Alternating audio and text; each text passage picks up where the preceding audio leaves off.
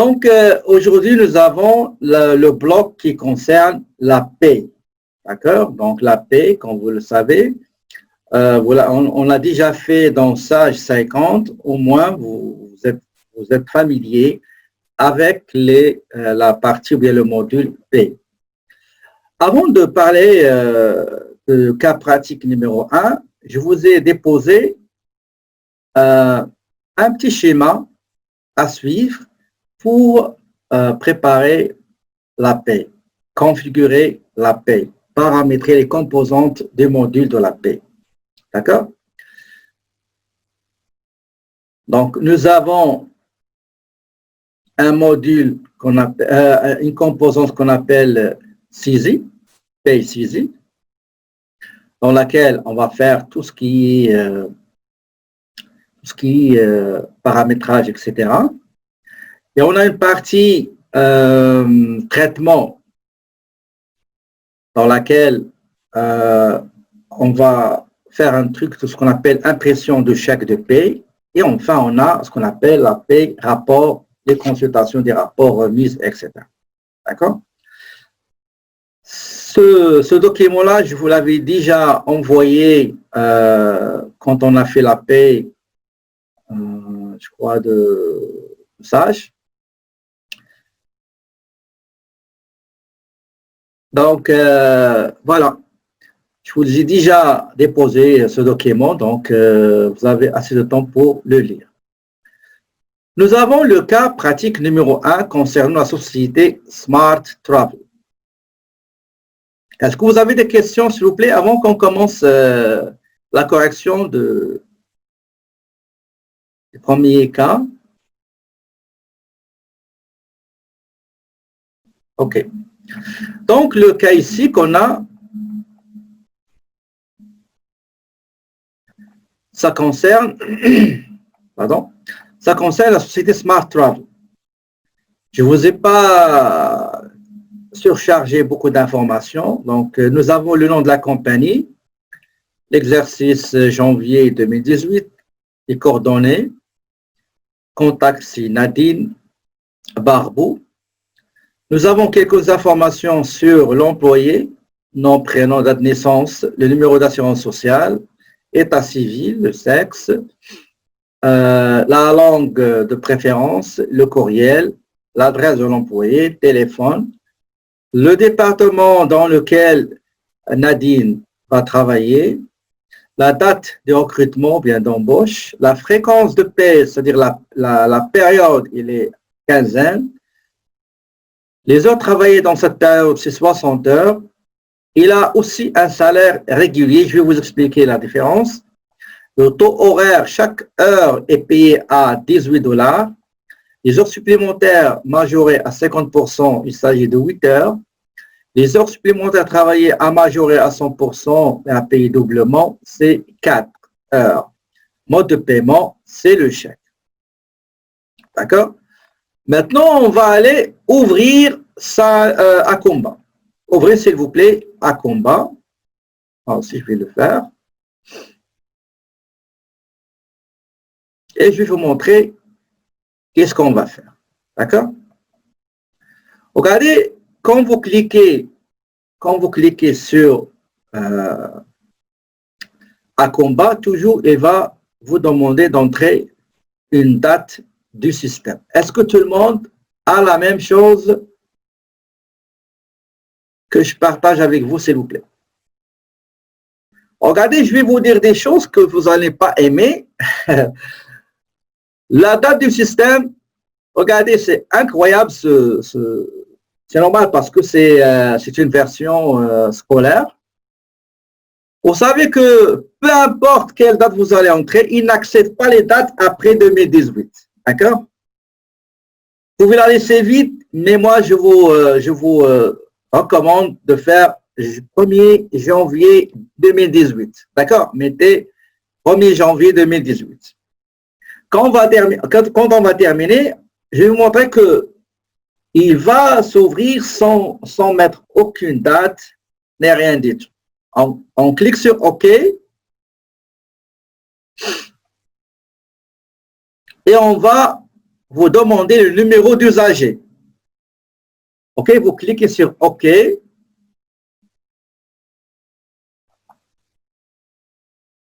Et vous aurez cette petite fenêtre. Est-ce que tout le monde a cette petite fenêtre, s'il vous plaît? Donc, on saisit date de système 1er janvier 2018. On n'écrit rien dans la case non usagé. On clique sur OK et on aura cette fenêtre. J'espère que tout le monde a cette fenêtre. Très bien. Donc, nous avons commencé à 12h30. Comme ça, je prends un petit peu le 12h40. OK. On va créer une société. Ça ne va pas prendre beaucoup de temps. Cette société-là, il faut la créer. Donc, pour créer cette société-là, regardez, ici, nous avons ouvrir, créer, annuler, parcourir et le F1000.data, DTA. Qu'est-ce que ça veut dire ça? Ça veut dire que tous les fichiers que vous allez créer vont se trouver dans ce répertoire nommé F1000 que vous allez trouver dans votre moi, je l'ai sur D. L'autre qui vont l'avoir sur la partie D, la partie répartition, C, O, D, E, je ne sais pas moi. De toute manière, il faut se souvenir de ce répertoire-là. Après, je clique sur Créer. Il va me demander le nom de la société. Smart Travel. Ici, s'il vous plaît, Smart Travel.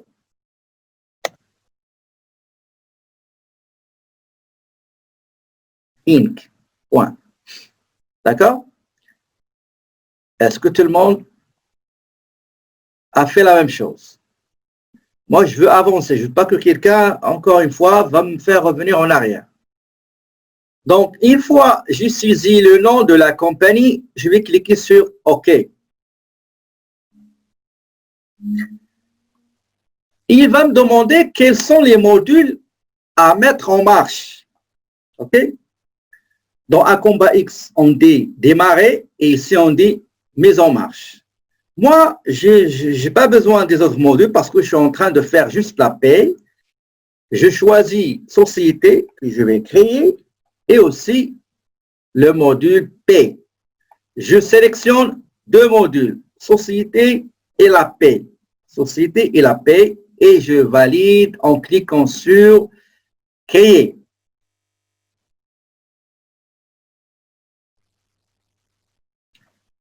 Et voilà, vous avez, on ne sera pas long, juste quelque chose.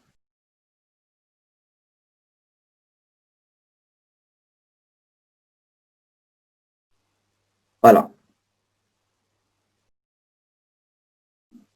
Vous devez vous chercher le message que vous allez recevoir, c'est celui-là. D'accord? Ici, vous avez plan comptable, vous avez la paie, les deux. On va cliquer sur suivant.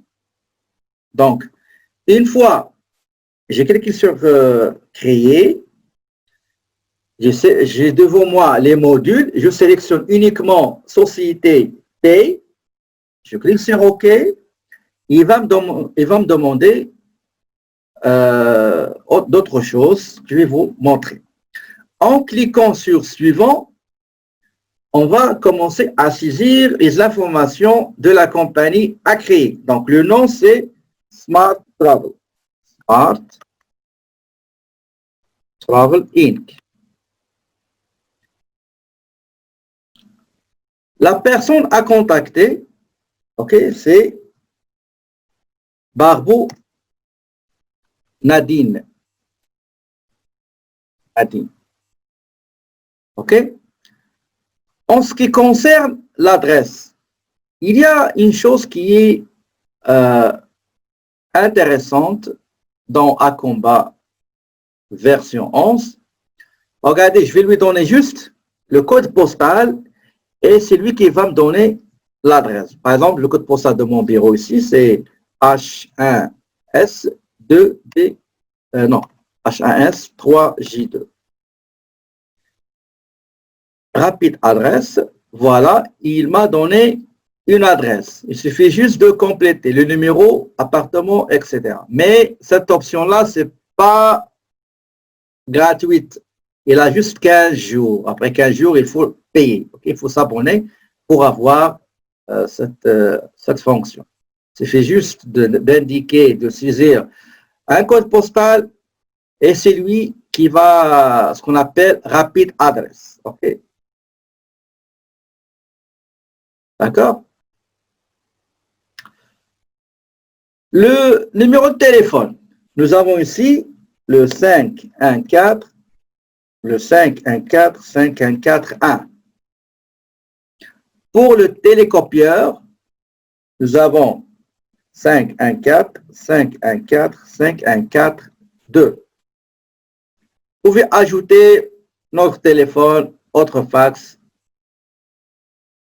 Le site internet, c'est très élevé, smarttravel.ca. Le courriel principal que nous avons ici, c'est b.nadine@smarttravel.ca. OK?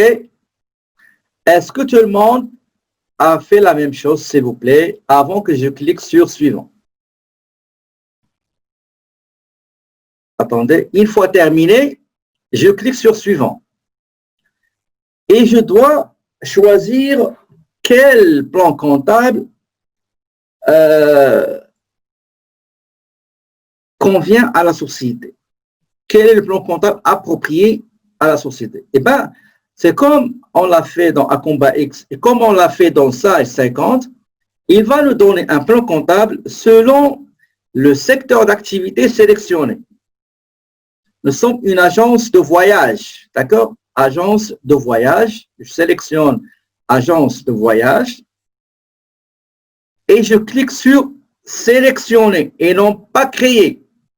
Il y a des étudiants qui mettent dans l'examen, je ne sais pas qu'est-ce qui leur arrive, ils cliquent sur créer. Créer, ça veut dire que tu vas le créer d'un néant. Il n'y a rien, il n'y a aucun compte et vous allez commencer à le créer d'un néant. Okay? Mais on sélectionne, et là le plan comptable. Okay? Et je clique sur suivant. Je répète encore une autre fois. Une fois que j'ai rempli les informations concernant la société, je clique sur suivant. Je sélectionne le secteur d'activité. Par exemple, si je suis un garage, je clique sur le garage. Vous allez voir, il va me donner des comptes relatifs au garage. Okay? Donc, les pièces automobiles usagées, son plan, ordinaire, pièces, etc. Okay? Même dans les ventes, il y a beaucoup de choses. Si vous êtes une garderie au centre de la petite enfance, vous allez voir dans les ventes, par exemple, attendez, ce sera pas long, les allocations de base, CPE, etc. D'accord? Fleuriste, la même chose. Dentiste, etc. Donc, moi, je suis une agence de voyage, je sélectionne agence de voyage, sélectionner,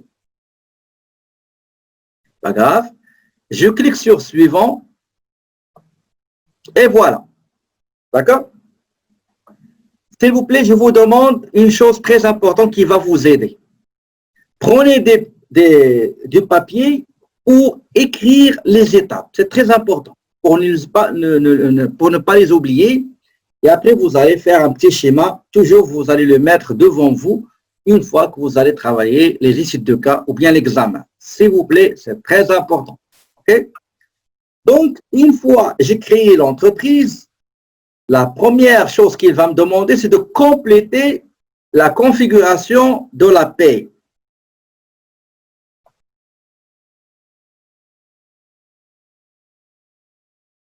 Ah, c'est bien, Souta. Excellent. Là, il a dit, il fait toujours ça, c'est très bien. C'est une très bonne méthode. Regardez, mes amis, ici, nous avons la configuration de la paie. Nous avons les informations, nous avons la CSST, maintenant c'est NESST. Ça, c'était avant la fusion, en 2016, entre Commission des normes du travail, la CSST et la commission de l'équité salariale. On a salaire, on a contribution, on a les déductions. C'est bon? On va commencer par information. Donc, vous allez écrire dans le bout de papier, un grand papier, vous allez écrire étape 1, c'est création d'entreprise. Voici les informations qu'il faut renseigner. Après, on aura la sélection des modules, le choix des modules, pays et société. Après, on va remplir les informations de la société. Et après, une fois les informations finies, on va sélectionner le plan comptable. Et après, on aura configuration de la paie. La première étape de configuration, elle est très importante. D'ailleurs, c'est la base de la paie.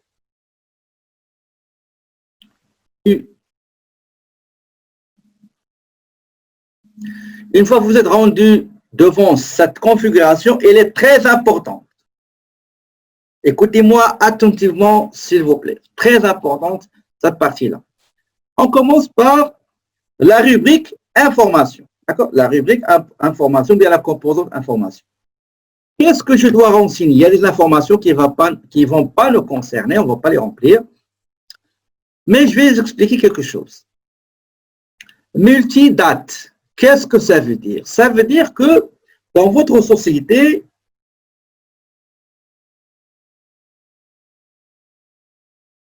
vous ne voyez pas la totalité de l'écran? C'est vrai, c'est vrai.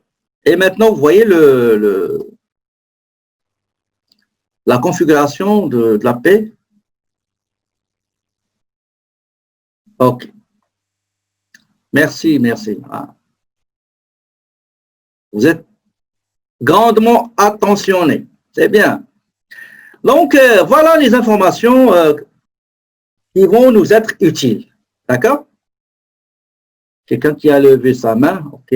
Donc, on va continuer, s'il vous plaît.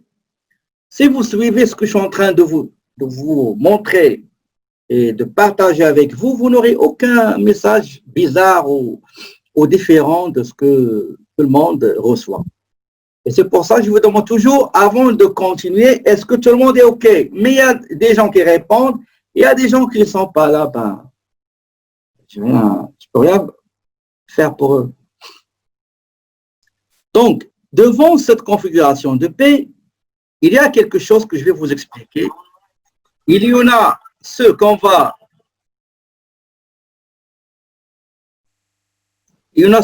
utiliser et il y en a ceux qu'on ne va pas utiliser. Par exemple, multidate. Qu'est-ce que ça veut dire multidate? Ça veut dire que vous êtes une société, vous avez 5 départements ou 4 départements, vous avez des départements différents, et dans chaque département, ils ont des dates de paie différentes. C'est ça?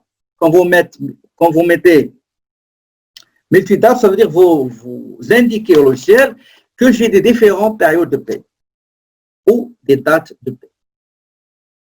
Transfert à la comptabilité, ça veut dire quoi? Ça veut dire une fois que je valide la paie, il faut qu'il soit transféré à la comptabilité pour que je puisse visualiser les écritures comptables. Dépôt direct, si on coche dépôt direct, regardez en haut ici, vous avez information, CSST, salaire, contribution et déduction. Il n'y a rien après déduction. Mais une fois que je clique sur dépôt direct, je dis au logiciel que ce dépôt direct, ça concerne le paiement par virement direct, virement bancaire. Mode de transmission, c'est papier, ou bien par, quand vous allez choisir ici, par exemple, Banque de Montréal, soit USB, soit par Internet, soit vous allez envoyer un papier. D'accord? Donc, on va masquer ou bien décocher dépôt direct. Affichage compact. Affichage compact, ça veut dire quoi? Ça veut dire que, si vous vous rappelez que dans Sage 50, quand on veut sélectionner et préparer et produire un état financier, par exemple l'état de résultat au bilan, toujours je vous ai demandé de cocher, masquer les soldes de zéro, les comptes qui ont un solde zéro, compact, c'est-à-dire ne me donne pas des comptes que je n'ai pas utilisés, qui n'ont pas été mouvementés, qui ont des soldes nuls, c'est la même chose. CQ, ça c'est pour les gens du secteur de construction. Non, on n'est pas dans la construction. Ça, c'est vous allez utiliser dans le calcul de la paye des commissions. Les remboursements des dépenses autorisées pour que l'employé les dépenses les effectue dans le cadre de la réalisation de son travail. Les avantages imposables, par exemple les pourboires, avantages auto, téléphone, assurance collective, etc. La CSST, maintenant c'est la CNSST, la commission des normes de l'équité, de la santé et de la sécurité au travail. C'est 1,85 pour la moyenne. Hein. Normalement, chaque activité il a un taux, mais la moyenne qu'on a vu l'autre fois, c'est 1,85. Et pour dire au logiciel de constituer une provision à payer, c'est-à-dire CSST à payer, il faut cocher provision. D'accord? Donc, on laisse transfert, affichage compact, la CSST, la CNSST, ok? Je coche aussi provision. Il n'y a pas d'exemption, il n'y a pas de RIER, il n'y a rien, il n'y a pas de cotisation syndicale dans le cas. Ressources humaines, regardez à droite, une fois je vais le décocher, c'est des heures de travail, c'est des KMU, c'est des informations. Bon, anyway. Regardez ici, dans l'identification de l'inscription aux retenues à la source, ok? À la paye, les retenues sur les payes.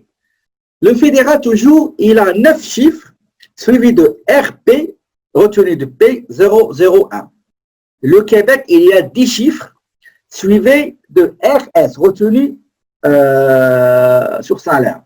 Pardon, retenue à la source, ok? RS 001. Malheureusement, c'est une version scolaire, même si vous donnez des vrais numéros, comme je vous l'ai déjà donné sur l'étude de cas, ben, il ne va pas l'accepter. Regardez, c'est des numéros de ma compagnie, mon bureau. Donc, 8, 4, 5, 2, 7, 6, 3. Vous l'avez sur le cas. Retenu sur P 0001. Okay? Nous avons juste un seul compte de paie, taux normal, calendrier de remise. OK?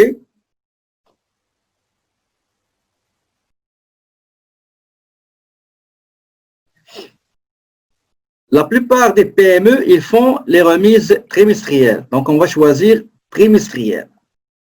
D'accord? Trimestrielle.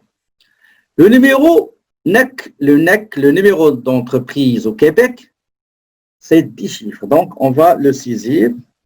Un vrai NEC, 16, 9, 47, 87, 82.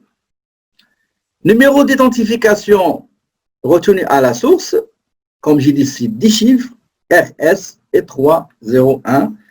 On va mettre le vrai, donc c'est 12, 20, 70, 23, 7, 1, R, S 0001. Okay. Calendrier de remise, c'est mensuel. D'accord? Est-ce qu'il y a des questions avant de continuer, s'il vous plaît?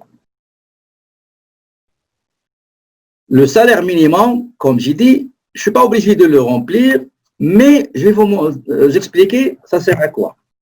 Ça sert à donner le salaire minimum par département. Par exemple, on va dire si jamais on embauche quelqu'un dans la comptabilité, ben le salaire minimum qu'on va donner, c'est par exemple 14 $. D'accord? Si on embauche quelqu'un dans la production, ben c'est 18 $. Si on embauche quelqu'un dans les ressources humaines, ben c'est 15 $, etc. D'accord? Ça, c'est tout ce qu'il faut remplir dans les études de cas qu'on va faire et dans l'examen. Dans information, il y a juste transfert à la comptabilité, affichage compact, CSST, provision de la commission des normes,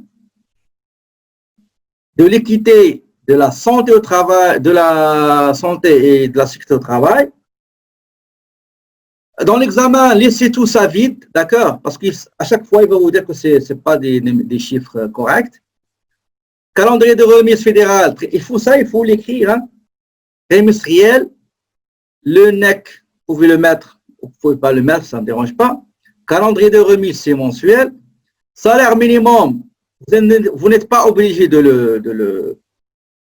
le mettre, ok? Et une fois j'ai terminé, je passe à la CSST, ok? La CSST. Est-ce que c'est clair, s'il vous plaît, jusque-là? Une fois arrivé dans la partie CSST, il faut renseigner le taux de versement périodique. On a dit c'est 1,85, 1,85%. N'écrivez pas c'est pas de renseigner le symbole de pourcentage. D'accord? Et déjà, il vous l'a dit ici, taux de versement périodique. Et je clique sur OK. D'accord? Maintenant, une chose très importante. Tout à l'heure, nous avons demandé au logiciel de nous constituer une provision à payer. Voilà. Donc, OK? Donc, je viens ici et je mets 1,85. OK? 1,85, c'est le taux de la provision sur la SST la CNESST qu'on doit payer. D'accord? Donc, c'est tout ce qu'il y a dans CSST. Maintenant, on va aller dans salaire. Dans salaire, il faut absolument toucher à rien. Il ne faut pas toucher à quoi que ce soit dans cette partie-là. Idem, même chose pour les contributions. Même chose pour les déductions. Je répète encore une autre fois. Vous avez juste deux endroits il faut renseigner quelque chose. Les trois autres, là, c'est par défaut. Il ne faut pas les toucher. Ils sont déjà paramétrés. Donc, information, CSST, salaire, contribution, déduction. Information, donc nous avons quelque chose à cocher, quelque chose à ne pas toucher. Nous avons ici calendrier de remise Québec. Ça, on n'est pas obligé de les renseigner, etc. D'accord? Le relevé d'emploi pour les gens qui vont partir à l'assurance emploi, le chômage, type d'impression, soit maintenant on le fait en ligne, donc c'est plus le papier, il n'y a plus de papier, c'est en ligne et vous allez le recevoir en ligne. Est-ce que vous avez des questions avant de cliquer sur enregistrer? Avant de cliquer sur enregistrer, s'il vous plaît, est-ce que vous avez des questions? Est-ce que c'est clair? Moins clair? Très, très clair? Ou je ne sais pas. Donc, une fois que j'ai terminé, je clique sur enregistrer. 1, 2, 3, enregistrer.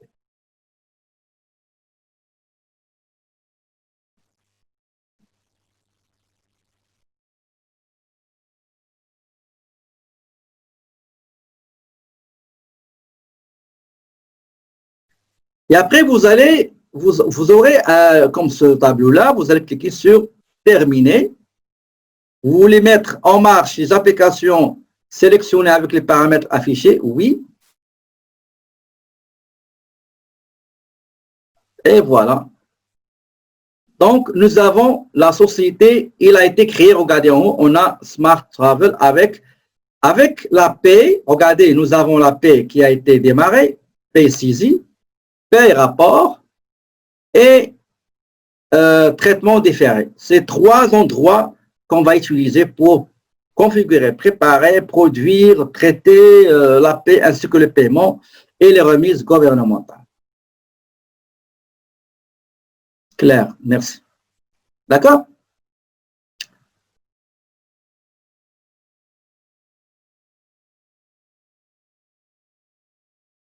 Est-ce que, s'il vous plaît, tout le monde, cliquez sur Paye saisie.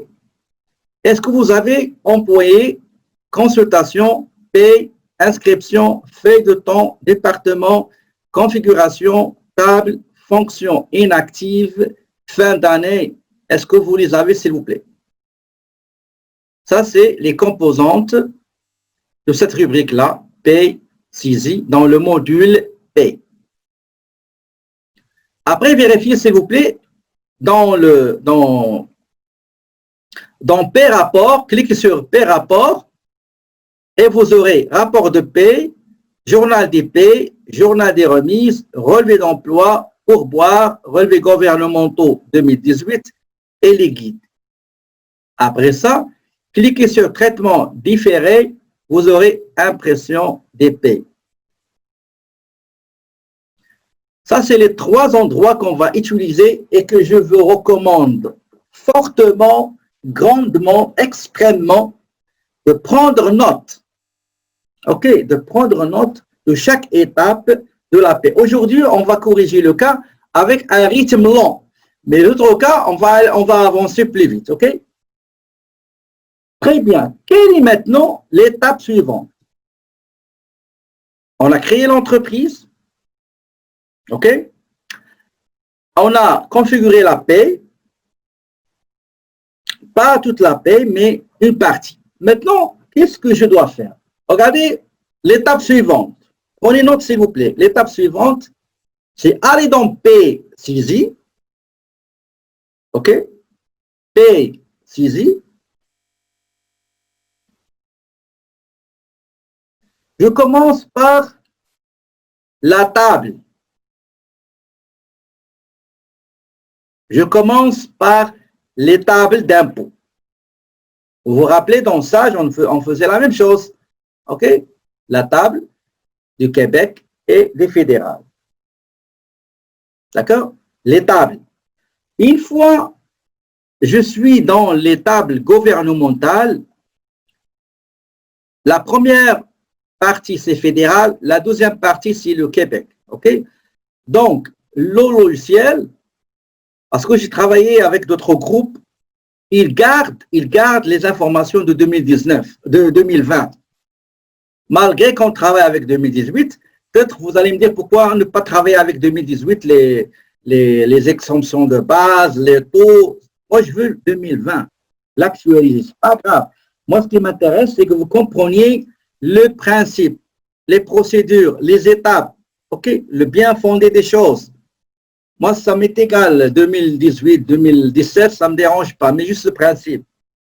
On est en 2020, on va utiliser les données de 2020 dans un logiciel qui date de 2018. On n'a pas le choix, c'est une version scolaire. OK? Donc, comme vous voyez ici, l'exemption de base, le crédit d'impôt personnel de base pour le fédéral en 2018, c'est 12 298.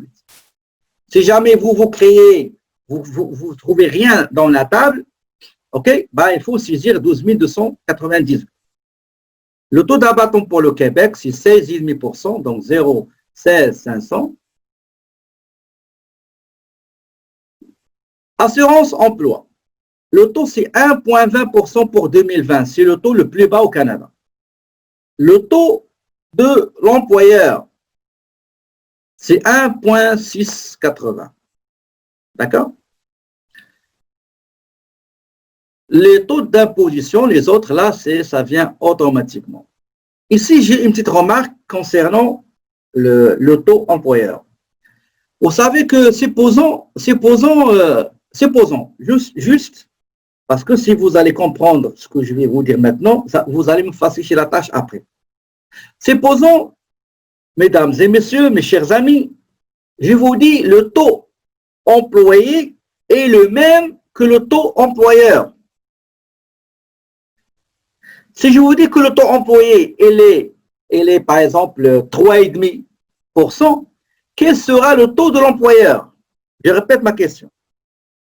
Si le taux de l'employé, du salarié, il est de 3,5%, quel sera le taux de l'employeur, sachant que la législation, juste un exemple, dit que l'employeur, il cotise avec le même taux de l'employé. Quel sera le taux de l'employeur?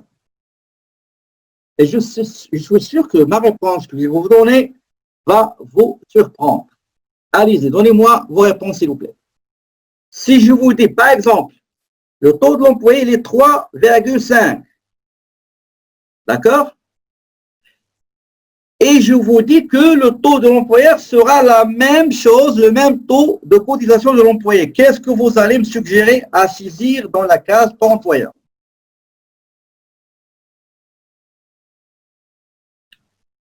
3,5, ok. Quoi d'autre?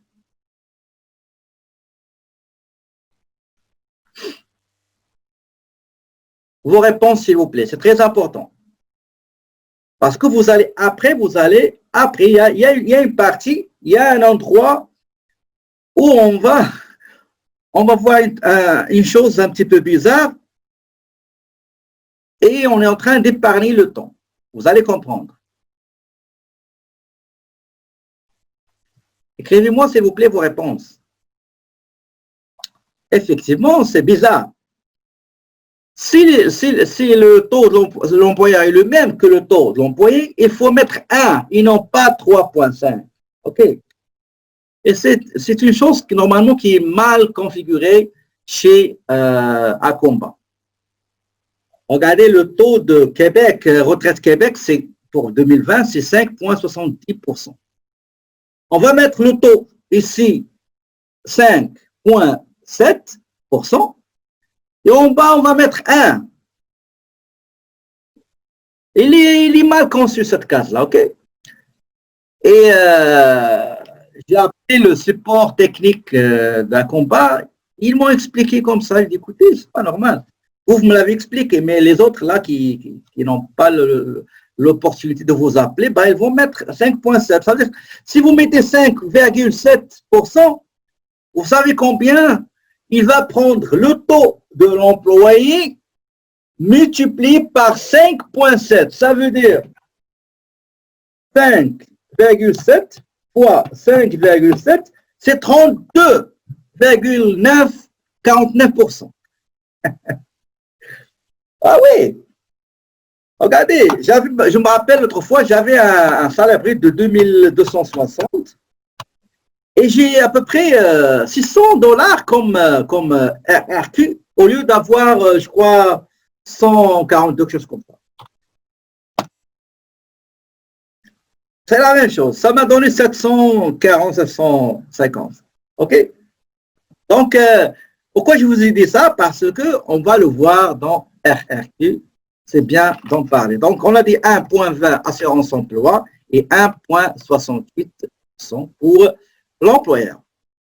Donc, dans la partie table gouvernementale du fédéral, si vous avez les cases vides, il faut mettre l'exemption de base, bien le crédit d'impôt personnel de base, mettez le taux d'abattement, mettez le taux assurance emploi et le taux assurance emploi cotisation employé 1,20% et 1,68%.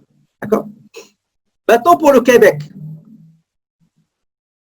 Pour le Québec, je commence à faire pour le taux du Fonds de santé de Québec, je mets un taux fixe, OK, fixe. Le taux fixe, normalement, il est entre 1,7 selon le 2018, etc.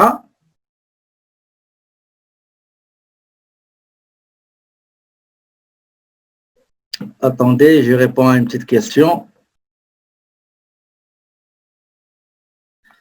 Donc, le taux des fonds de santé de Québec, on l'a vu l'autre fois, il y a 3 taux, donc selon est-ce que secteur primaire, manufacturier, etc. Et on a pris les PME normales, on a pris 1,65%. D'accord? 1,65%. Le reste, là, regardez, le reste, il est, donc le RQAP, c'est 0,495%, l'employé, et l'employeur, c'est 0,692 de son salaire. D'accord?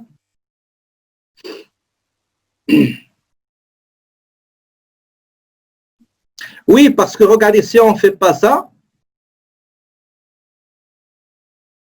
si on ne fait pas ça, bah, il va, regardez, si je mets enregistré, le taux saisi pour la FSS, 1,67, ne peut pas être valide. Pourquoi? Parce qu'il doit être situé entre 1,70 et 4,26. Mais maintenant, on a 2 taux. On a 1,25, on a 1,65, on a 4,26. Donc, Pour contourner ce problème-là, qu'est-ce qu'on fait? On met fixe, mais le taux il est réduit. Au lieu de 1,7, on va mettre un taux moins que 1,7. Et je coche cette partie-là. Est-ce que vous avez compris comment faire le taux réduit, s'il vous plaît? Donc, les autres, là, ils vont venir automatiquement, sinon vous allez les remplir. Le montant de base, 15 532. L'exemption annuelle, retraite Québec, c'est 3 500, etc. D'accord? Donc, une fois que je termine, je clique sur enregistrer. Et je ferme. D'accord? Donc, une fois que j'ai créé l'entreprise,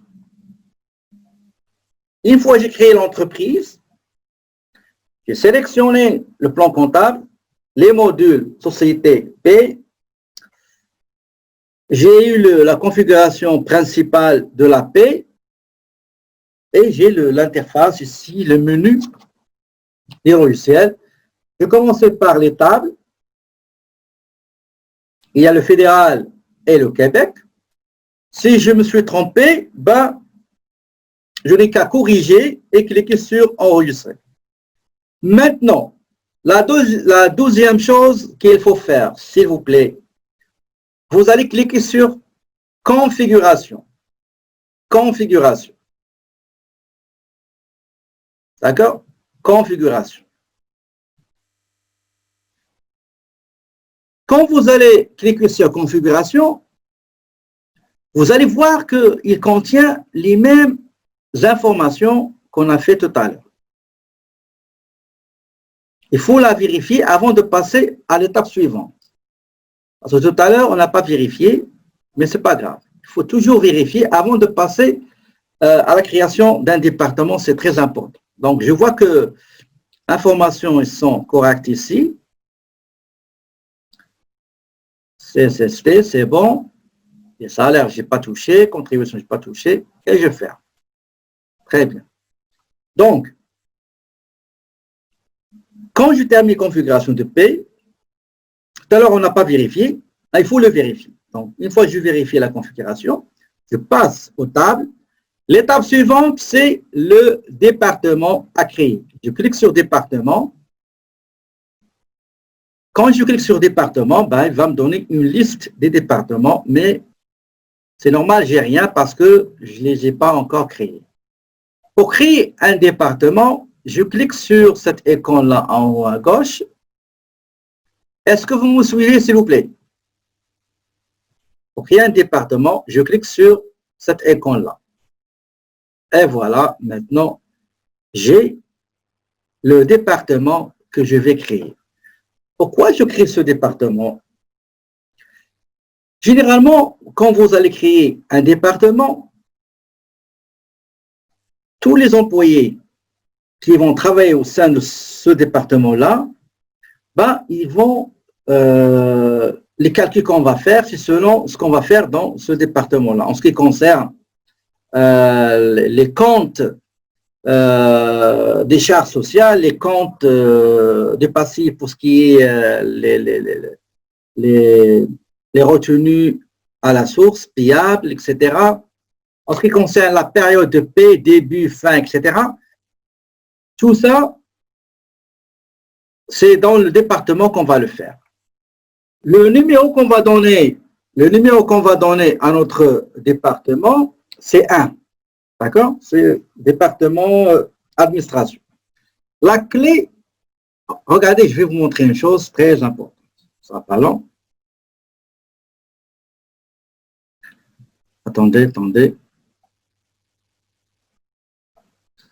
Quand je clique sur département, créer ici, moi je voulais vous attirer votre attention sur une chose importante.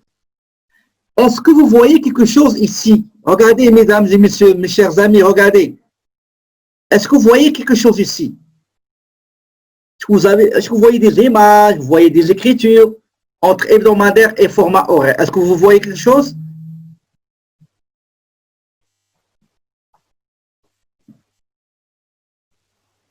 Non. OK. Et les autres? Non. Très bien.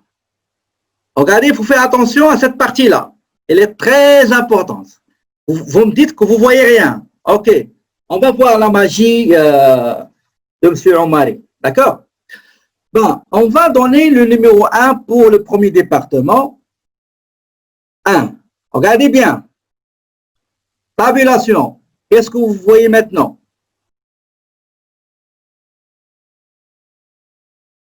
Qu'est-ce que vous voyez? Le matériel, les outils.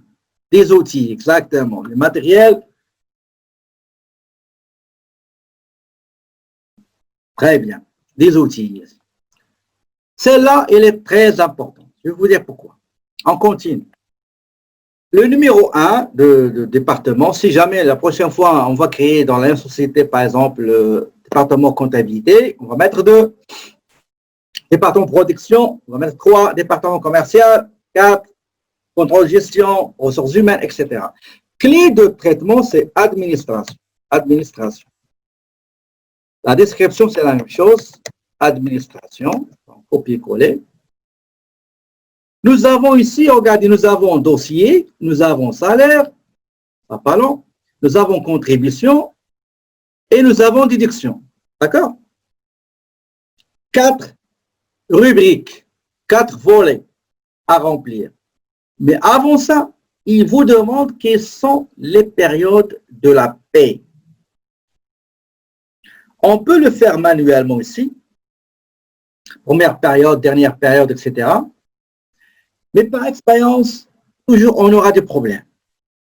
C'est pour ça que je vous demande, s'il vous plaît, toujours d'utiliser l'assistant. Cette école-là, ça s'appelle l'assistant. Si vous juste mettez le curseur sur l'image et vous allez voir que c'est l'assistant. Cliquez sur assistant, s'il vous plaît. Assistant de période de paie. D'accord? La première question qu'il vous demande, quelle est votre fréquence de paie? Selon le cas, quinzaine, la quinzaine. Après chaque 2 semaines, on paie l'employé. On choisit quinzaine. OK? C'est bon? Après le choix de la fréquence de paie, on clique sur suivant. Il va vous demander quand commence votre prochaine période de paie? Quand commence votre prochaine période de paie? On va aller chercher quelle est la prochaine période de paie.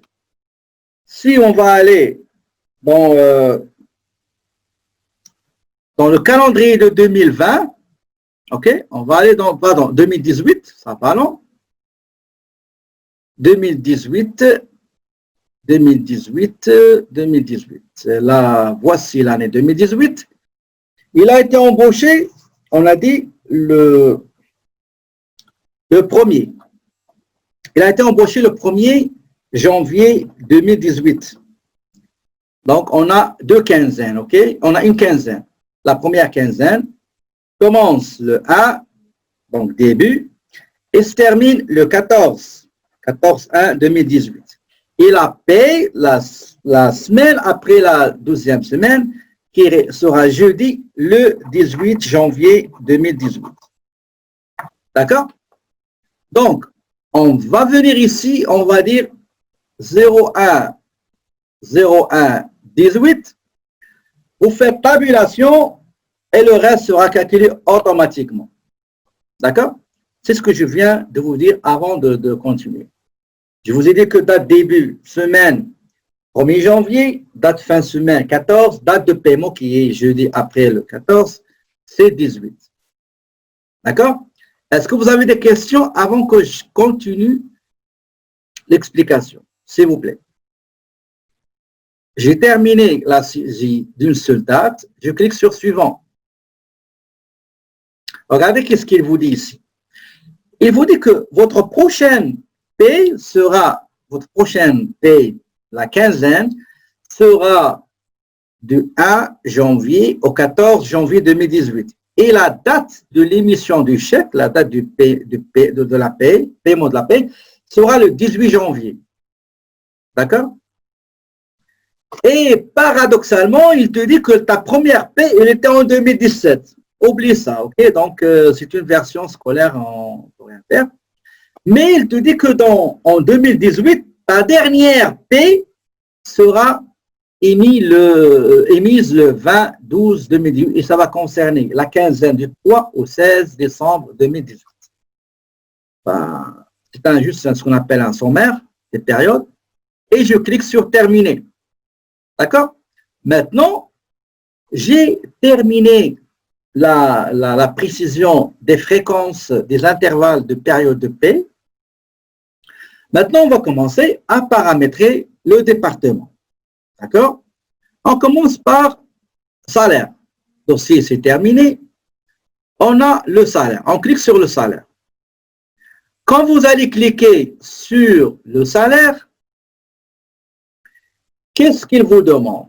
Vous voyez ici, vous avez le numéro de compte, pas de compte, le code dans le programme des salaires, des rubriques des salaires, et nous sommes maintenant invités, appelés à et interpellés à saisir les comptes de charges concernés. Par exemple, pour salaire régulier, tout à l'heure, j'ai parlé de salaire régulier et salaire horaire régulier. Qu'est-ce que ça veut dire? Ça veut dire que, par exemple, j'ai quelqu'un qui travaille comme vendeur.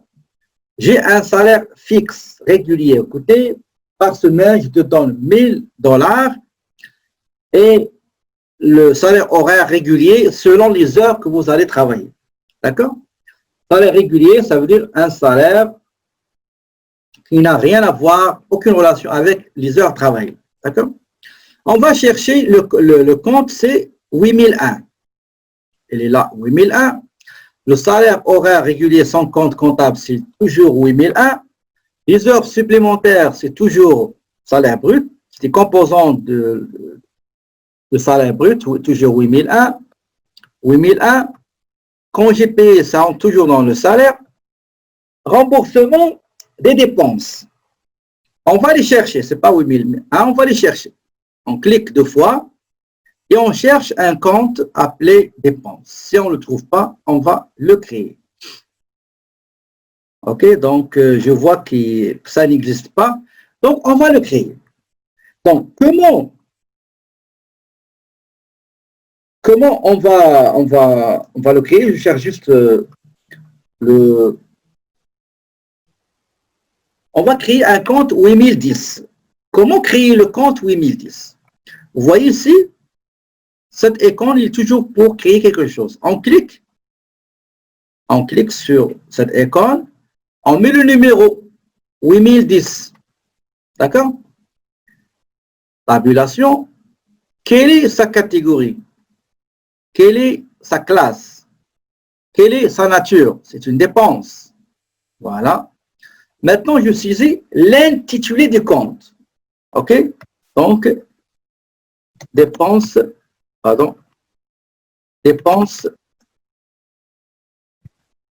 d'emploi. Dépenses d'emploi. Si jamais je me suis trompé de numéro, je clique sur cette icône-là. OK? Et vous avez l'ancien numéro, vous mettez le nouveau numéro. That's it. Je clique sur enregistrer. D'accord? Regardez maintenant qu'est-ce qu'on nous demande. On a déjà rempli les comptes de charges concernant le salaire. Et il me demande quel est le compte à utiliser pour le salaire net à payer. Le salaire net à payer, comme vous le voyez, il est là. C'est 2201. Je clique sur 2201 et on va la trouver dans cette case-là. 2201. D'accord? Regardez, il est déjà dans comment dirais-je, dans le salaire tout à l'heure. D'accord? Maintenant, on est dans la contribution, on est dans les contributions. Il faut indiquer dans les contributions, contribution de l'employeur comme charge sociale et dans le passif, dans quel compte ils seront affectés, où on va les trouver. D'accord? La colonne dépenses, ça concerne les charges sociales. la contribution de l'employeur, de l'entreprise, les cotisations de l'employeur, de l'entreprise, et dans la colonne juste à côté, c'est quels sont les comptes associés à ces charges sociales dans le passif. D'accord? Donc, pour ce qui est Retraite Québec, vous n'allez pas la trouver ici, ok? On va la créer. On va créer le compte RRQ. Qu'est-ce qu'il faut faire? Juste cliquer ici. Mettez le numéro de compte. Mettez 8006. D'accord? Mettez 8006. Quelle est la nature? C'est une dépense. Quel est son intitulé? C'est Retraite Québec. On ne l'appelle plus Régie de rente Québec, c'est déjà, ça fait, je crois, des années. Maintenant, on l'appelle Retraite Québec. Et j'enregistre. Maintenant, il me demande dans quel compte dans le passif je vais trouver RRQ. Malheureusement, dans Acomba, ce n'est pas comme Sage. Dans Sage, on trouve RRQ à payer, FSSQ à payer, CSST à payer, RQAP à payer, Impôt Québec à payer, etc. Ici, dans le logiciel Acomba version 11, ils ont mis toutes les contributions, les retenues à la source, les remises gouvernementales, on les a mis dans un seul compte. DAS provincial à payer, DAS déduction à la source provinciale à payer. D'accord? DAS fédéral à payer, c'est 2211 et déduction à la source DAS provinciale à payer, c'est 2212. D'accord? Donc, pour ce qui est RQC provincial, ben, on va choisir 2212. Assurance emploi. Quel est son numéro? On clique et on cherche assurance emploi. Est-ce qu'il y a ici?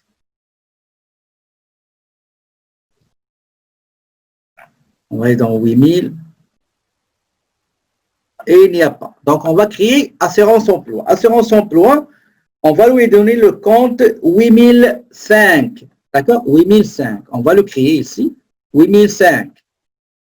Il faut retenir ces chiffres-là qu'il faut utiliser pour créer vos comptes. 8005, c'est une dépense, charge sociale, donc assurance emploi. Si vous avez plusieurs départements et vous désirez avoir des informations analytiques et détaillées, vous pouvez mettre assurance emploi administration, 8006 par exemple, assurance emploi protection, etc. D'accord? Mais nous, on est en train de faire juste les choses basiques. Et je clique sur enregistrer. Maintenant, quel est le compte de passif dans lequel on va trouver les contributions de l'employeur? C'est 2211 et non pas 2212. Il faut faire attention. Oui, les DAS fédéral, exactement. Déduction à la source fédérale. Maintenant, vacances à payer sur salaire. Vacances à payer sur salaire. Côté dépenses et côté passive. Côté, c'est 8003. On va le créer parce que ça n'existe pas. Ah, il y en a ici. Pardon, il est là. Donc, 8003. Voilà. Dans la partie charge sociale, 8003. Dans le passif, je crois c'est 2022-03, je crois. On va voir. Dans le passif.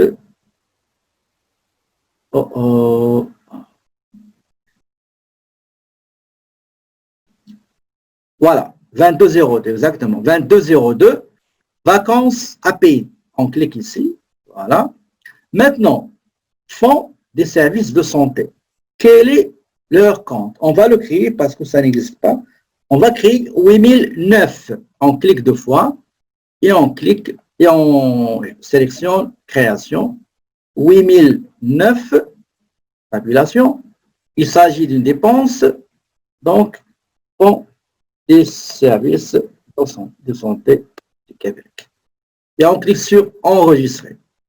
Maintenant, la contribution de l'employeur doit être les contributions, ou bien la contribution de l'employeur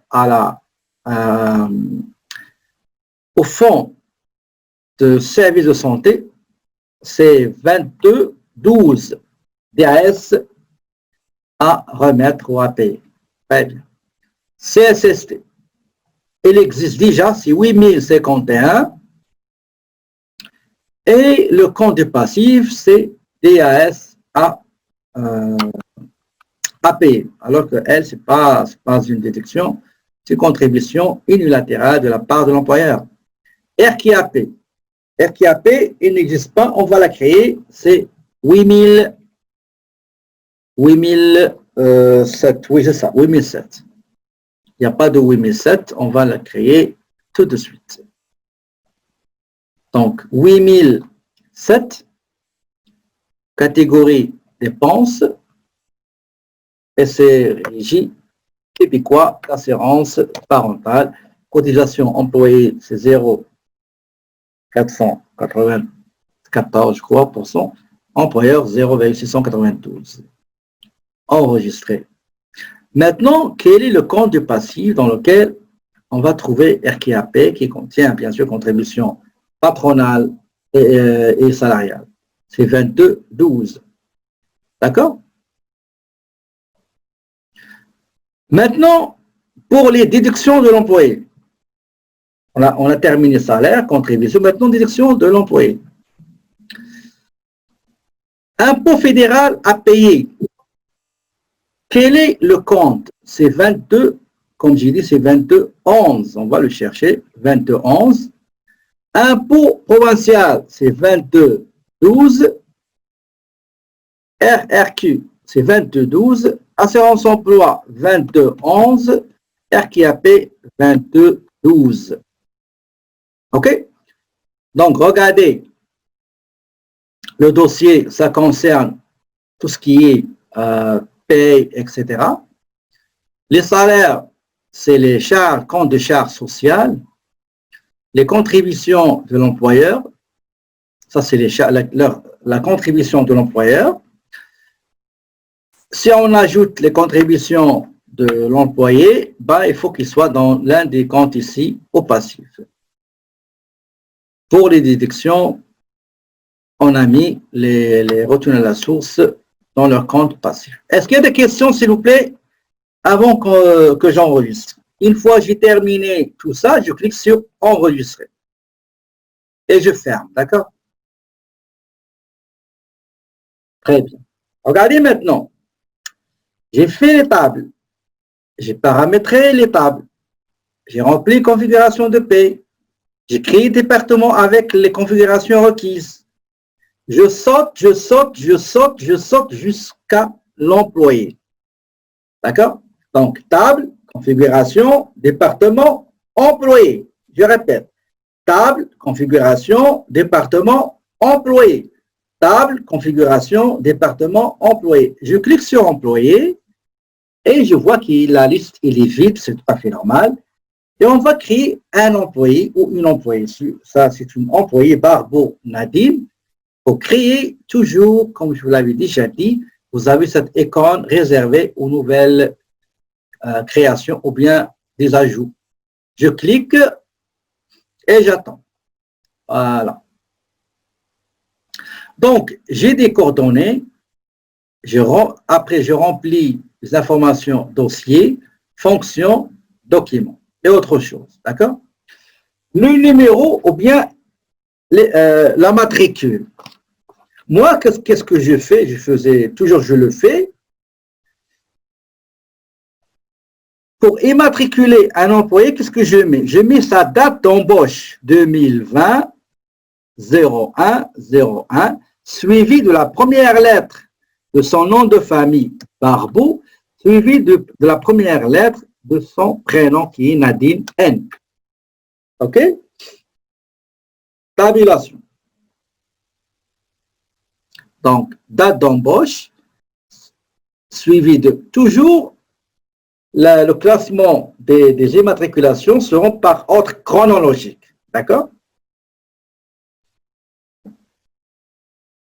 Donc, clé de trait, ben, je vais mettre le nom Barbeau,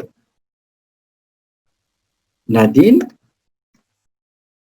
Son nom de famille, c'est Barbeau. Son prénom, c'est Nadine. Et on ne peut pas remplir ni fonction, ni département pour le moment. D'accord? Ça, c'est une première partie. La deuxième partie, il est composé par 4 sous-parties. Coordonnées, dossier, fonction, document. D'accord? On commence par dossier. Quel est son numéro d'assurance sociale? Ben, j'ai 99 9 999 998. D'accord? Tabulation. Quel est son sexe? Féminin, bien sûr. Quel est son état civil? Selon le cas, elle est célibataire. Sa langue de préférence, c'est français. Je ne sais pas ce qu'on va trouver arabe ici. Jamais cherché arabe, non, elle ne se trouve pas. OK. La date de naissance, elle est née. Attendez, la date de naissance. Attendez. Donc, elle est née le 19 septembre. Donc, 19-09 99. OK, il y a beaucoup de 9, c'est pas grave. Date arrivée. Regardez, au lieu de arrivée, pour moi, c'est pas commode. Hein. Je vais mettre embauche. Date de naissance. Regardez, date naissance, date embauche. 01-01-18. OK. Donc, ça, on ne le remplit pas, ni départ pour le moment, ni rien du tout. Et je passe à saisir l'adresse. D'accord? À saisir l'adresse. Regardez si je mets 2020. Je ne peux pas l'accepter. Okay? Il y a une restriction pour l'âge légal pour être employé. Donc, l'adresse, qu'est-ce qu'il a comme adresse? 1, 2, 3. Non, ce n'est pas 1, 2, 3. C'est appartement 9. Numéro de la bâtisse de l'immeuble 99, rue Champlain, Samuel Champlain, celui qui a bâti la ville du Québec. La ville, c'est Montréal. Le pays, c'est le Canada. Le téléphone de Nadine, c'est 514-123-4567.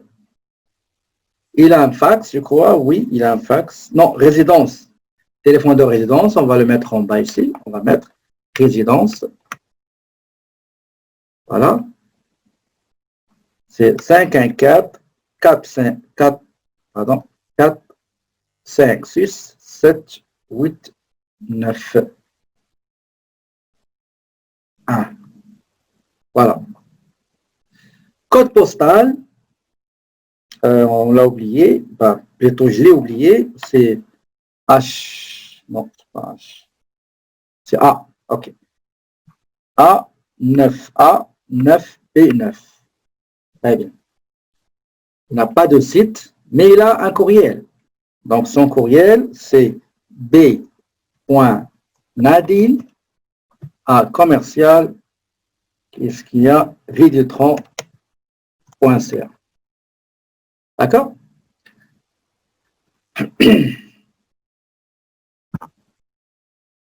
Est-ce que vous avez terminé?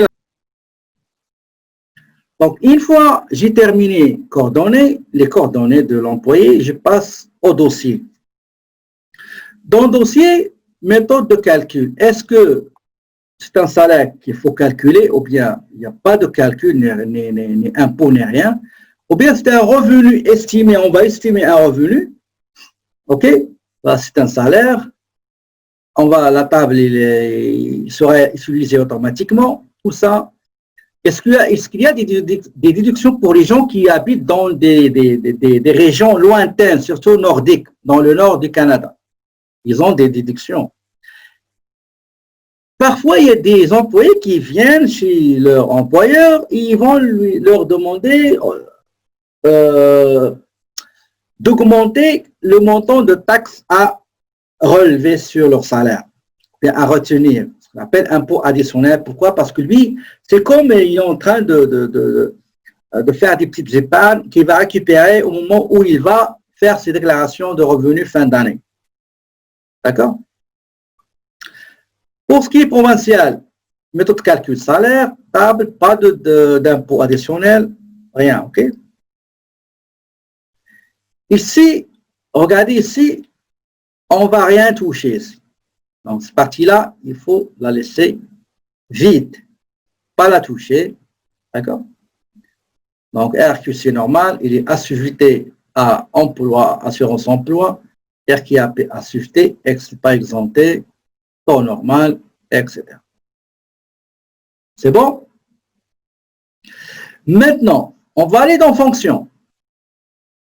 On va aller dans fonction pour affecter le département dans lequel Nadine il va travailler. Qu'est-ce que je fais? Je viens ici, ok? Je crée sa fonction, qu'est-ce qu'elle fait, sa position, sa job, qu'est-ce qu'elle fait au sein de l'entreprise. C'est une agente administrative. Donc, je saisis agente administrative. Une fois vous faites tabulation, ben, il va vous demander, elle appartient à quel département? Cette fonction-là, il l'exerce où? Dans quel département? Est-ce que dans ressources humaines, comptabilité, direction générale, commerciale, magasin, etc. Vous aurez ici une liste des administrations, des départements, pardon. D'accord? Et on choisit administration. Qu'est-ce que vous voyez ici? Vous voyez qu'il y a une petite case cochée. En haut, il y a paie.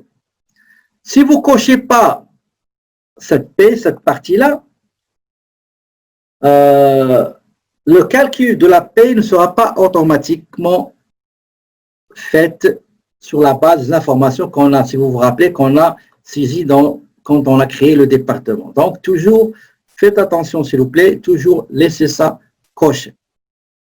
D'accord? Très bien. Dans définition, on va dire quels sont les types de salaires que va percevoir Nadine. Selon le cas, il va percevoir deux types de salaires. Un montant qui est fixe pour la période, c'est-à-dire par quinzaine. On va cocher ici qu'il s'agit d'un salaire régulier. Et aussi, il va être rémunéré sur des heures travaillées. Donc, il y a le salaire horaire. Salaire calculé selon les heures travaillées. D'accord? Le reste, là, il ne faut pas le toucher. D'accord? Il ne faut pas le toucher. Autre chose, tout à l'heure, j'ai oublié une chose. Si vous revenez, s'il vous plaît, revenez aux coordonnées. Revenez, s'il vous plaît, aux coordonnées. En bas, il y a une information, afficher le commentaire lors de l'inscription de paie. Ça veut dire quoi? Quand on va faire la paie, on va faire quelques remarques.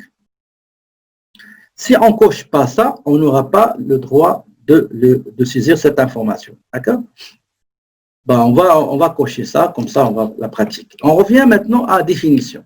Donc, j'ai dit, il faut juste définir, est-ce que c'est uniquement salaire régulier, ou bien est-ce que c'est uniquement salaire horaire, ou bien est-ce que c'est combiné entre les deux?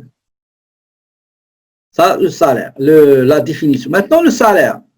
Le salaire, ça veut dire quoi? On va chiffrer, on va valoriser les deux types de salaire qu'on a définis. Salaire régulier, on ne va pas mettre l'heure parce que ça n'a rien avec l'heure, ça n'a rien à voir avec l'heure. C'est un montant fixe qu'on va donner à Nadine, c'est $1000. Pardon, c'est $1000. Pour ce qui est salaire horaire régulier, qu'est-ce qu'on va dire? Il a travaillé dans cette quinzaine 70 heures. Chaque heure sera calculée, sera payée à 18 $. On va mettre 18 $. Regardez qu'est-ce qui va se passer en bas.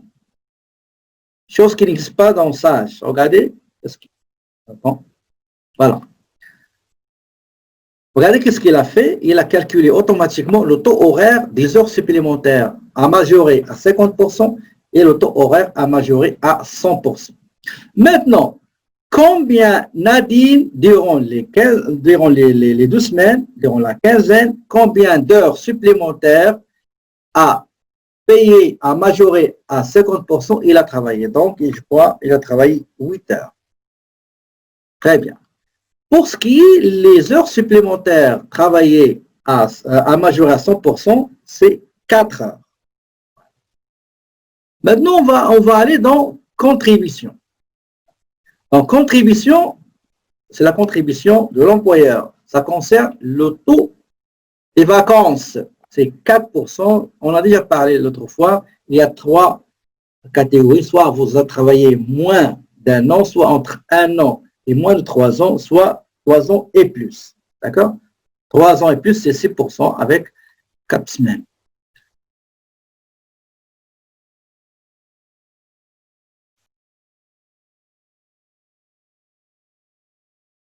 OK. Les documents, ça sera pas intéressant de voir. C'est quand vous avez un document, par exemple, contrat de travail, des documents où vous désirez dématérialiser et mettre ce document dans son dossier. D'accord? Donc, une fois terminé, je clique sur enregistrer. Et voilà, nous avons un employé qui a été créé. D'accord? Si on clique sur employé, ben, on a un employé qui est Barbeau Nadine. On clique là-dessus et on a toutes les informations. S'il n'y a aucune paie n'a été payée à Nadine, on peut le supprimer. On peut le supprimer. Je ferme. Maintenant, mes amis, on a configuré la paie, on a paramétré les tables d'impôts, on a créé les départements avec paramétrage et configuration requis, on a créé un employé. Maintenant, qu'est-ce qu'il reste à faire? Il reste à préparer la paie. D'accord? À préparer la paie. On va préparer la paie. Pour préparer la paie, il faut aller dans paie saisie et cliquer sur inscription. Donc, paie saisie et cliquer sur inscription. La rubrique paie saisie, la partie inscription relative à la préparation de la paie. Je clique sur inscription et il va me demander combien de départements vous avez. Supposons que vous avez le département comptabilité numéro 1, code 1, code 2, comptabilité. On a des administrations code 1, comptabilité code 2, production 3. On vient ici, on met 3. Mais nous, on a un seul département, donc on va mettre juste 1. D'accord? Regardez, ici, 1, la quinzaine, la période de paie. Vous cliquez ici, il va vous donner la période concernée automatiquement. D'accord? Méthode d'inscription, toujours, il faut sélectionner automatique. Ça veut dire qu'il faut calculer automatiquement la paie du personnel qui se trouve dans l'administration. Si jamais il y aura des petites différences, il faut faire ça individuellement. Par exemple, il y a quelqu'un qui va être payé la quinzaine, l'autre, il est la fréquence mensuelle, l'autre hebdomadaire, etc. À ce moment-là, on va choisir individuel. Donc, une fois j'ai tout sélectionné, pardon, j'ai renseigné ce qu'il faut renseigner, je clique sur OK. 1, 2, 3.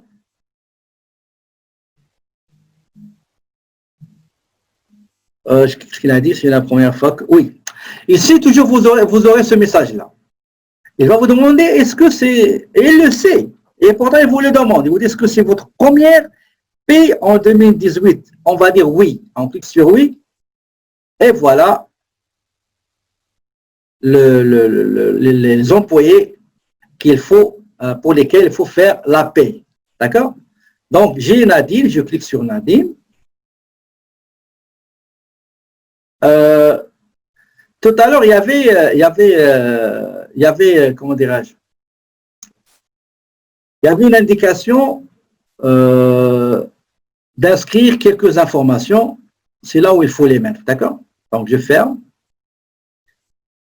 Pardon, oui, enregistrer, pardon, enregistrer. Je ferme.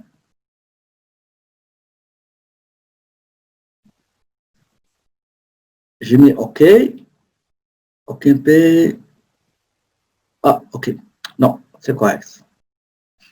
Maintenant, je vais aller voir mon employé. Je clique sur mon employé. Je clique ici.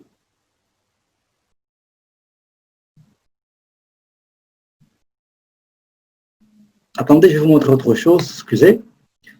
Dans la paye, ça c'est la paye de Barbeau. Je clique sur la paye. Il y a ici, regardez ici, il y a le salaire. Il y a les vacances calculées, contribution, le sommaire. D'accord? Nous avons l'impôt fédéral provincial, nous avons RRQ, OK? Et voilà. Maintenant, pour consulter la paie, on va aller dans Paye saisie. Mais on ne va rien trouver. Je vais vous dire pourquoi et comment avoir la consultation. Je clique sur consulter.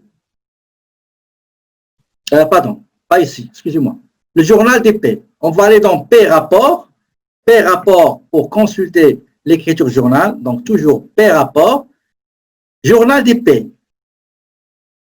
La période que je cherche, c'est la période 2. Je veux une consultation sommaire ou détaillée. La même chose. Produire. Regardez, qu'est-ce que vous avez comme message? Est-ce que vous pouvez m'écrire, s'il vous plaît, le message d'erreur que vous avez? C'est très important. Écrivez-moi le message que vous avez dans la case erreur, s'il vous plaît. Effectivement, le message que vous allez recevoir, ça a l'air pas imprimé. Qu'est-ce que ça veut dire? C'est un peu bizarre le rouage de la paix dans Acombax. Ça veut dire quoi? Ça veut dire que le logiciel, il te dit, vous ne pouvez pas visualiser le journal de la paix tant que vous n'avez pas imprimé le paiement des salaires. OK? Vous ne pouvez pas visualiser le journal de la paix tant que la paix, le salaire, c'est-à-dire le chèque de paiement n'a pas été imprimé. Qu'est-ce qu'on fait dans ce cas-là? Dans ce cas-là, on va aller dans une autre partie, un autre endroit, une autre place appelée traitement déféré. Regardez, nous avons traitement déféré. Tout à l'heure, je vous ai dit, on va travailler dans 3 endroits. Paye saisie, la paye saisie. Qu'est-ce qu'on fait dans la paye saisie? Configuration de la paye, les tables gouvernementales, création de département, création d'employés et inscription, c'est-à-dire préparation des salaires. 5 choses. Dans le traitement différé, la 12e étape, c'est toujours sauter paye, rapport, allez-y directement, traitement différé, on va imprimer la paie. Une fois fait, qu'est-ce qu'on va faire? On va aller dans paie rapport pour tout ce qui est consultation. Donc, vous allez cliquer sur impression des paies, vous sélectionnez département 1 parce qu'on a un seul département.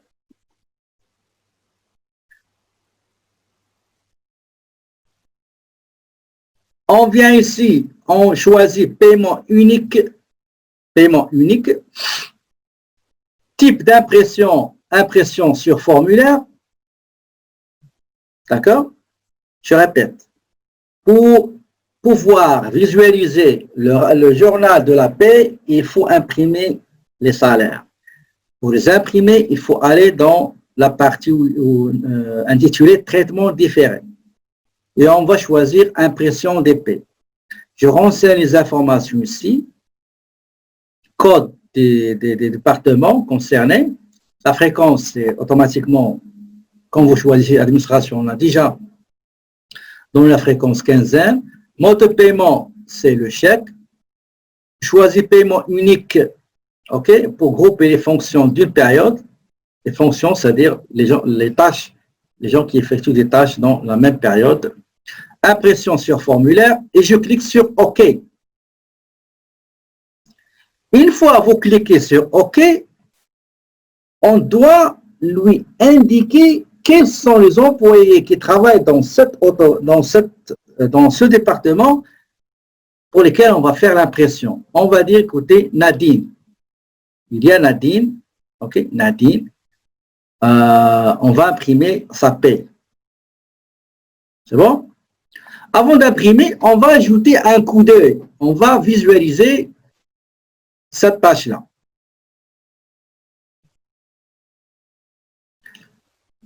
Je ne peux pas répéter parce que il n'y a pas de précédent, etc.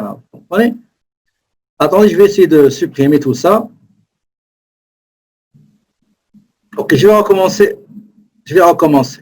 Une fois sélectionné, je peux imprimer, mais avant, il faut visualiser pour voir ce document-là. Visualiser, aperçu. Nous avons le salaire régulier, le salaire horaire, les heures travaillées majorées, combien d'heures, etc. Donc, salaire brut, le net, déduction c'est 803, 1816, etc. D'accord? Ça, c'est l'adresse, etc. Ça, c'est le chèque de paie. On ferme ça, ok? Et on clique sur imprimer. Il y a un chèque autorisé en impression. Voulez-vous les imprimer maintenant? Oui. Choisissez toujours Microsoft Print PDF. D'accord? Sinon, si vous choisissez votre imprimante, ça va s'imprimer. Microprint PDF, Windows personnalisé, imprimer et on va l'enregistrer. D'accord? On va l'enregistrer. Par exemple, je sélectionne où il faut l'enregistrer, par exemple ici, et on va dire, par exemple, Barbeau Nadine, période 1, P, par exemple. D'accord? Enregistrer. Et voilà, donc je ferme le tout. Une fois enregistré, je ferme. Maintenant, je vais aller consulter la paie, le journal de paie. Je vais aller dans paie rapport. Paie rapport, journal des paies. OK, journal des paies. La période, c'est 2. Si vous désirez avoir ce qu'on appelle la constatation et le paiement. La constatation des salaires et le paiement des salaires, il y a deux parties. On choisit consultation sommaire. Consultation sommaire. Si vous avez plusieurs départements, il faut sélectionner quels sont les départements concernés ou un seul département qui est concerné. C'est juste, on a un seul département. Produire. Et voilà, mes amis, mesdames et messieurs, ça c'est le journal de la paie. Ici, c'est la constatation de la paie. La constatation de la paie, elle est là. J'ai les salaires, j'ai les charges, salaires, vacances, assurance emploi, charges sociales, contributions d'employeurs, retraite Québec, RQAP, FSQ et aussi la CNSST. Dans la partie passive, j'ai les salaires nets à payer, j'ai les vacances à payer, j'ai les déductions à la source fédérale à payer, les provinciales à payer. D'accord? Je ferme. Je peux voir un autre type de consultation, consultation détaillée. Une seule écriture. Produire. Et voilà. Donc, j'ai à gauche les charges, j'ai à droite tout ce qui est payable. D'accord? Tout ce qui est payable. Et le salaire, il est déjà payé ici. D'accord? Maintenant, avant de finir, les remises gouvernementales. On a aussi ce qu'on appelle un journal des remises. On sélectionne journal des remises. Nous avons le journal des remises. On sélectionne, est-ce que c'est juste le fédéral ou bien uniquement le provincial ou bien les deux combinés. Les deux, voilà, les deux. On indique quel est le compte, de quelle banque on va payer les retenues à la source pour le Québec. C'est compte bancaire 1001. Et quel est le compte duquel on va payer les retenues à la source fédérale. C'est le même compte. Il faut indiquer la date de remise actuelle, la date de remise actuelle qu'on va faire. On va laisser 31 janvier, produire, et voilà, la remise mensuelle, elle est là. D'accord? Vous avez le détail des remises, des retenues sur le salaire de Madame Barbeau Nadine. OK? Vous avez ici comment on a calculé la CNSST. Vous voyez? Donc, 1,85 sur le salaire brut, ça donne 48. Vous voyez ici les remises provinciales pour le Québec. Nous avons l'impôt Québec, retenue RQ, FSS, cotisation RQAP, plus la CNSST, donc c'est 745,85.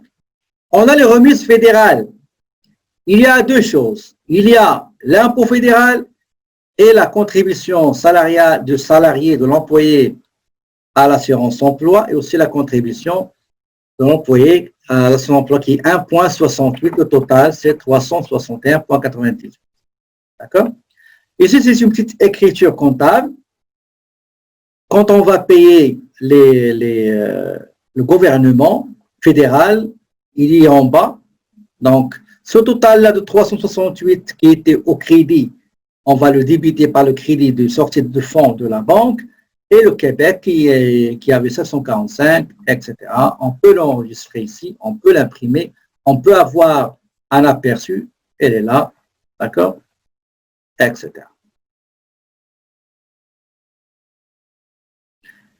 Et voilà, donc, comme vous l'avez pu le constater, c'est comme ça qu'on traite la paie. D'accord? Création de société, sélection du module paie et société, sélectionner le secteur d'activité, le plan comptable, renseigner les informations sur l'entreprise. Une fois validé, vous aurez le tableau configuration de la paie. Une fois enregistré, vous allez dans la rubrique paie saisie. On va paramétrer les tables gouvernementales. On va paramétrer paramétrer les départements et on va aller créer l'employé et à la fin, on va faire la paie, on va produire la paie, on va traiter la paie avec inscription, dans l'inscription. Une fois fini, je vais aller directement vers la troisième partie qui est traitement différé. Traitement différé, je dois imprimer le chèque de paie. Une fois fait, je vais aller dans paie, rapport, je peux consulter rapport de paie, je peux consulter journal des paies, je peux consulter journal des remises. Est-ce que, s'il vous plaît, vous avez des questions avant de prendre une pause pour qu'on puisse, après le retour, faire le troisième cas. Le deuxième cas, la compagnie Atlas Media. Est-ce que vous avez des questions, s'il vous plaît?